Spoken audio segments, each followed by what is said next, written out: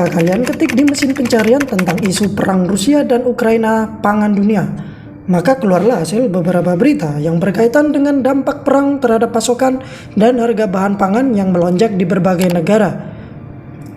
Dan beginilah headline berita yang berkaitan dengan krisis di Ukraina yang memengaruhi kondisi pangan global.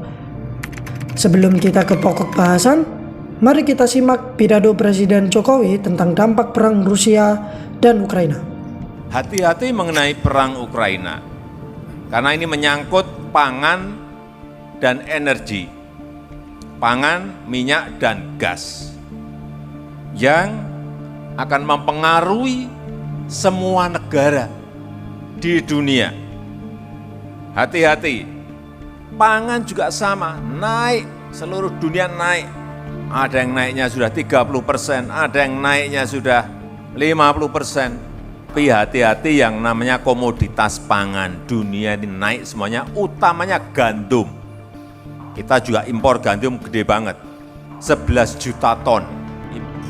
Invasi Rusia ke Ukraina yang dilancarkan sejak 24 Februari 2022 telah memberikan dampak luar biasa terhadap perekonomian dan ketahanan pangan global.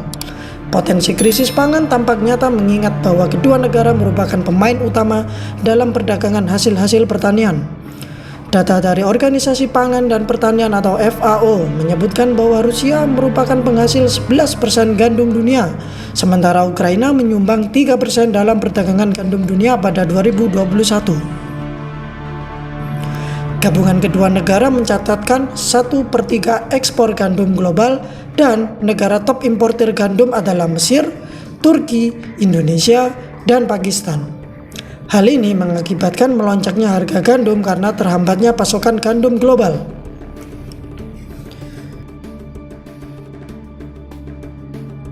Presiden Jokowi menyebutkan bahwa ada 800 juta orang di dunia akan kelaparan karena perang Rusia-Ukraina.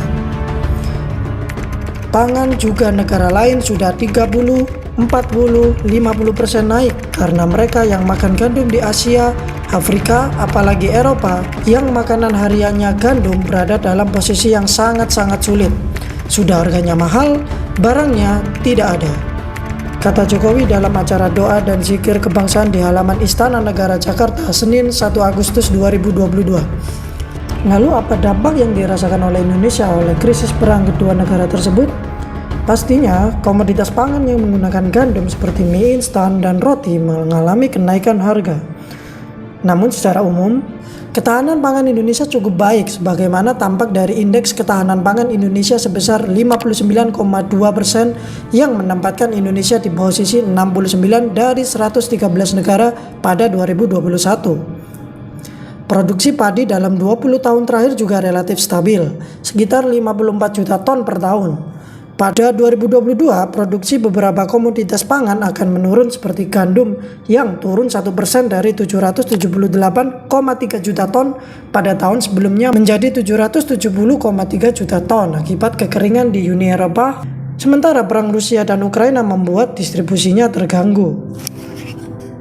Menteri Pertanian Syahrul Yassin Limpo mengatakan, kita tahu bahwa negara Eropa sampai 40 derajat. Kita juga tahu konflik Rusia dan Ukraina di mana kita impor 27 juta ton gandum. Setelah konflik kita harus mencari sumber gandum lainnya.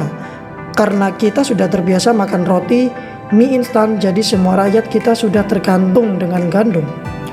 Karena itu kita setiap minggu rapat mengenai pangan supaya kita siap menghadapi krisis global agar kita bisa membuat bahan makanan sendiri, tuturnya.